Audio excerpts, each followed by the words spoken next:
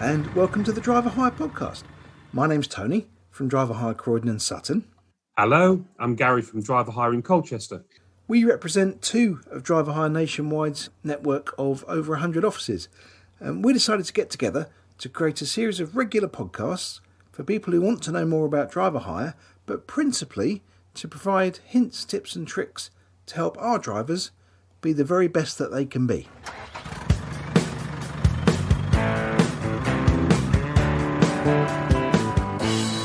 Hi Gary, how are you doing? Very well, Tony. Nice to speak to you again. Yeah, absolutely. Yeah, how's things in Colchester? Oh, very good. Weather's quite good. The sun's out. They've got future dates for us. We're all looking up. We feel very positive in Colchester. Yeah, excellent. No, it certainly seems that we're coming to the end of this period, shall we call it? It's things seem to be getting better. As you say, sun's out, kids are back to school. No more homeschooling. It's all going in the right direction. Good. We've got no guests, no threesomes this time, Tony. Yeah, just you and me today. Well, interestingly, I've got a name for this episode, which I guess if you're listening to this, you'll have already read it. Which is, I Can See Clearly Now, which is picking up on a bit of a theme because we've had a few song titles lately as our episodes. So last episode was What Have You Done Today to Make You Feel Proud? So who was that by, Gary? By Heather Small from M People. Oh, I see. Yeah, your music triv is good. The reason we did that was all about the Proud survey results. So who recorded I Can See Clearly Now? If I could sing, I would sing it to you, yeah, but I can't sing, yeah, so I'll save all our listeners something, but I can't remember who actually sings this one, Tony. So I think the famous one is Jimmy Cliff, but I think the original was Johnny Nash, if I'm correct. I'm not 100% sure. Right, no. It's a song I know, I can hear it in the back of my head, but I wouldn't put the artist with it, I'm afraid. But the reason we've called this one I Can See Clearly Now is because we're talking about the new direct vision standard today. So what's that all about? Well, we did an episode a few shows back, but it was very well received, and it spread out to quite a wide audience, even outside our industry from some of the feedback we had. And it was all about protecting vulnerable road users. And we talked about within that how it's very difficult for truck drivers to see cyclists in blind spots, and how, of course, trucks are difficult for cyclists. And that provoked a lot of conversation. But one of the things we referenced there that was coming has now come to fruition, which is the new direct vision standard. So that's what we're really going to talk about today. So what is it? Why is it? How's it come about? And what does that mean for us moving forward? Yeah, because it's not for the whole of the country at this moment in time. It's mainly for areas of London and different parts it reaches. But I believe it will go round to major cities in the near future as well. So when we were kind of talking about this episode to each other prior to the recording, one of the questions we asked each other was, why London? Why do only people driving in London need direct vision? And I suppose the answer to that question is you've got to start somewhere. And of course, London, well, perhaps not today. It's been a bit of a ghost town lately for obvious reasons, but it is the busiest city in the country, and unfortunately has one of the worst accident records in terms of quantity of fatalities and serious injuries. In fact, in 2018, there's 112 fatalities on London's roads and just under 4,000 serious injuries. So it is a problem, and it would be illogical if it worked well to not roll it out to other parts of the country. So the area covered by this new direct vision standard is pretty much the same as the LEZ, which is the low emission zone. And interestingly, that's just changed as well. It's been expanded out pretty much the same area as the North and South Circular. And the LEZ, of course, the low emission zone, vehicles have to meet the Euro 6 low emission standard to be allowed to drive in there. Otherwise, they're subject to a fine. But the area for the direct vision standard is the same as that new LEZ. Yeah, so you must have your permits to go in there and have a Euro 6 engine, or you get £100 fine for pleasure going in there. plus your 550 fine if you haven't got your direct vision standard as well. So cheap as chips being a haulier then, Gary?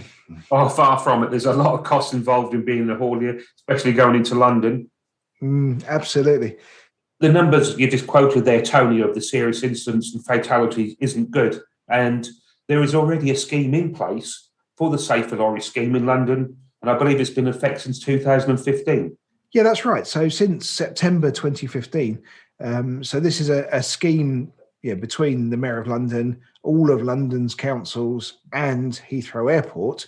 And what they did back then for September 2015 was to describe a basic standard that had to be met for all vehicles going into London. So those standards were for vehicles over 3.5 tons. It covered the area the same as the low emission zone, and it talks about having the right kind of mirrors to aid visibility and side guards to prevent cyclists or pedestrians getting dragged underneath vehicles.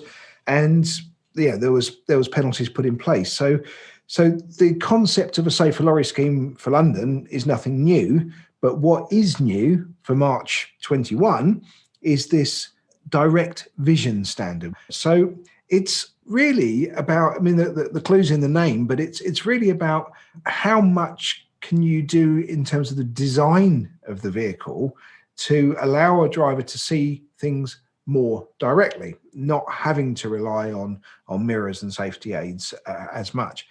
And of course, you can't suddenly change vehicles overnight. You can't carve great big holes in the side of them so the drivers can see out all over the place. But what it's done is it's created a system whereby all vehicles are assessed on a star rating. And the vehicles can be 1, 2, 3, or 4 star. And the more direct vision the driver has out of the cab, the higher the star rating. So currently it's been introduced as 1 star. So all vehicles have to be at least 1 star. And that will raise over time. So over the next few years, the minimum standard will go up. And that allows time, of course. So as operators are replacing their fleets, they can specify vehicles that are of a higher star rating as time moves forward. So this rising system, this sort of rising star system is I suppose there's a precedent for it with like the Euro emission standards. So we're currently at Euro 6, but we weren't introduced straight into Euro 6 for low emissions.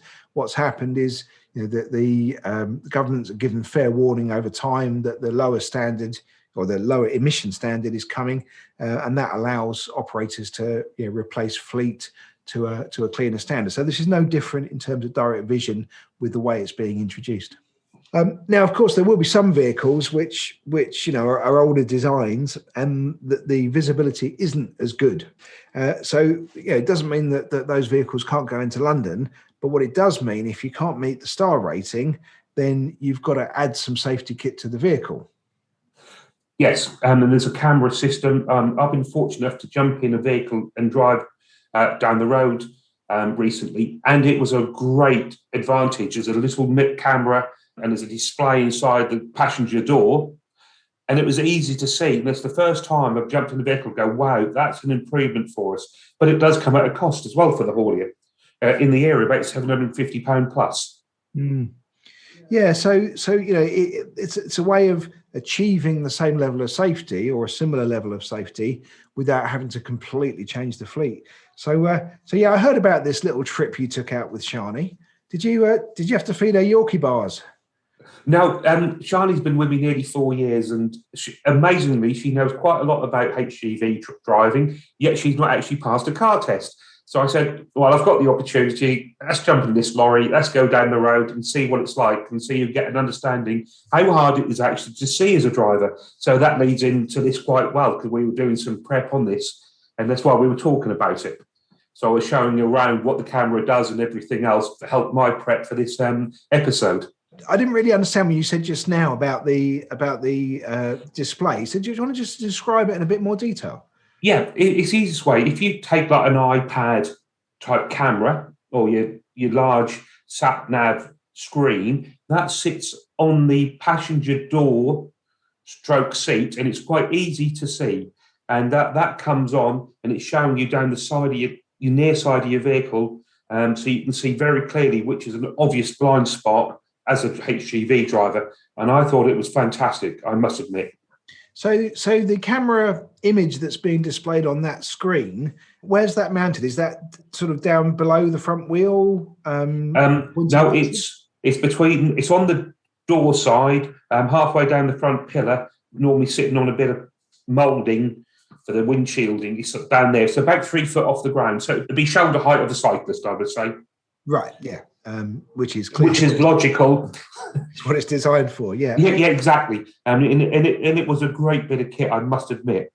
But just on this note of how things have changed, I can remember driving a old Volvo F6 back in 1988 that had the door glass at the bottom left-hand side, and a Ford Cargo pre to that. They always had the glass cut out the bottom already. And then we stopped doing it, and now we're going back to this standard. We're having the glass at the bottom of the door to be able to see. So we've just gone in full circles. Yeah. So it's interesting you say that, because the design, we've said, a design with more vision, but what does that actually look like? And I suppose if you're familiar with the style of a dust cart crew cab, where you've got bus doors often on the near side, and the whole cab sits lower to the ground, and the windscreen is lower. So the view in front for the driver, you can see there's far less of a blind spot directly in front of the vehicle. So it's that dust cart style cab. And if you look around, again, particularly in London, but they will be around the rest of the country, you'll see far more larger vehicles with that almost glass goldfish bowl of a cab, where you've got this direct vision coming out of it. Yeah, I mean, I've seen more and more, even sitting in East Anglia, quite away from London. We still have a lot of clients going to London, and they're now thinking ahead and ordering new vehicles with all this extra glass on to make life easy for them. It will save money for them in the long run. Yeah, absolutely. So the big change then, as well as this standard, is the permit requirement. Do you want to talk us through the permit requirement, Gary? Basically, what the kit we've talked about with the camera, they come with some stickers to go on the vehicle as well, so they have to be put on. Then you have to take some photographs of your vehicle, upload it to the site, and they will then give you a permit number. So they know your vehicle is registered, ready to go into London. And the permit's free? Yeah, the permit is free. And unlike fours, where you have to do your whole fleet, if you can just register the vehicles you want to go into London. So if you've got a fleet of 10 vehicles and you only want 3 to go into London, you would only have to pay for 3 kits. Right. And you only need that kit if you haven't got the full vision standard. Correct. Yeah. Okay. And the penalty for not having the permit is £550? Yeah, £550 to the haulier or the operator. Okay, so the permit's free and the cost of not having it is £550. That sounds like a no-brainer to me. Yeah, well, exactly. You get fined twice. You've been cheaper to go and buy the kit and have it installed by a long way. You mentioned the 12-ton. It's a question I don't know the answer to, and I don't know if you will, Tony. If we take a 7.5-ton vehicle, which this new standard is exempt from at this moment in time, it still has the same problems of vision and everything else as a Class 2. I don't quite get it in my head why they haven't been involved in this. Yeah, I mean, the reading I did prior to this, I couldn't see whether the plan was to reduce the threshold over time, so it becomes 7.5 ton, 3.5 ton, whatever over time.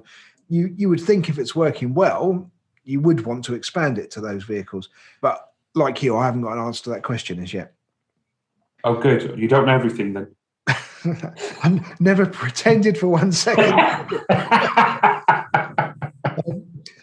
So I suppose the other thing we should talk about is Vision Zero. And this is the Mayor of London, who has a plan to have 0 deaths and serious injuries by 2041. And I can talk through a little bit about what that looks like and what are the elements of that plan. But what I think is really interesting is why wait till 2041 to stop killing people on London's roads? I don't understand that at all. 20 years is a long time to get there, and things will change over a period of time. We're talking 6 years ago or so, when the Safer Lorry scheme came in, and we're improving it all the time. I understand he wants to get to the zero action, but 20 years is a long time. Yeah, I agree. It just seems odd to me. I just think surely the goal should be to achieve that as soon as possible. And as with all changes, most of the change happens in the last few minutes of the plan, doesn't it? So to me, it seems like a very long time. Let's hope that's something that's brought forward. But Vision Zero Action Plan. So what things are in there? So perhaps if I can just talk through some of those. So one of the things is about speeds. So there's the opportunity to have very different speed limits on more dangerous sections of roads. And we've already seen a lot of 20-mile-an-hour speed limits around London. And also safe streets. So safe streets is about the layout and design of junctions and roads. Yeah, I've got to talk about road furniture, which is road signs and so on. I live just outside Bury St Edmunds, and there's a lovely little junction right near the town centre where they've removed all road markings, road furniture, and you've got no idea who has right of way. There is no accidents there anymore because everyone approaches it so slowly because no one knows what anyone else is going to do. And it's fascinating to watch because there's no one direction saying do this, do that. So it takes away the confusion because people just come up and treat it with respect. And it really has worked. It sounds like the same principle as driving around the Arc de Triomphe, but a bit less scary. There's a lot of skill involved going around there. You're a brave man to go around there, in my opinion. Okay, so another element of the Vision Zero plan is about safe vehicles, and obviously with the Direct Vision standard, what we've just talked about, that's part of that. And then it's about the behaviour of road users.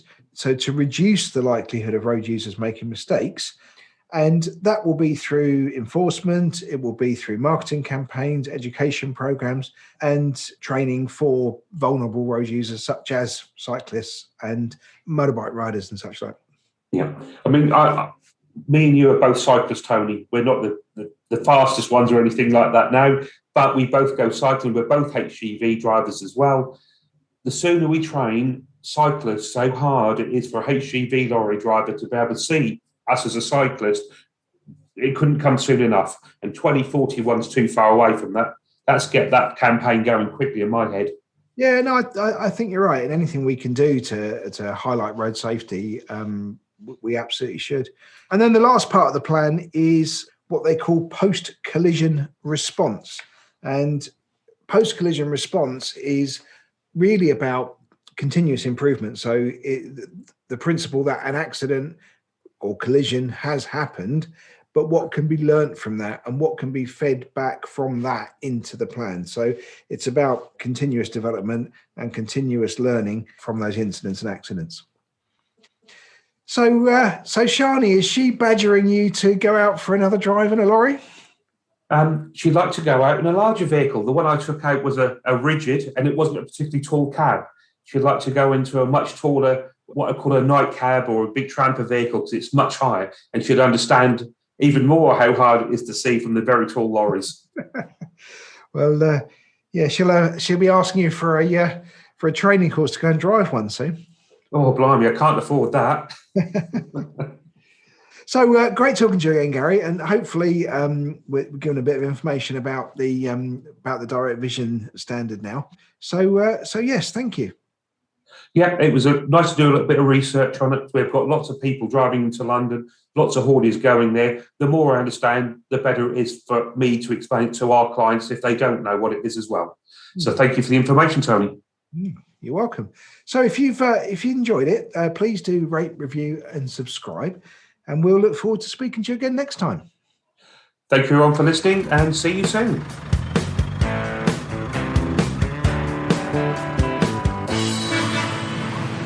You've been listening to the Driver Hire podcast, and thank you very much. And as goodbye from myself, Gary Richards at the Colchester office. And from me, Tony Goacher from the Croydon and Sutton office. If you'd like to get in touch with us, along with all the other Driver Hire offices, you can find us at driverhire.co.uk. Thank you very much for your time. Bye-bye.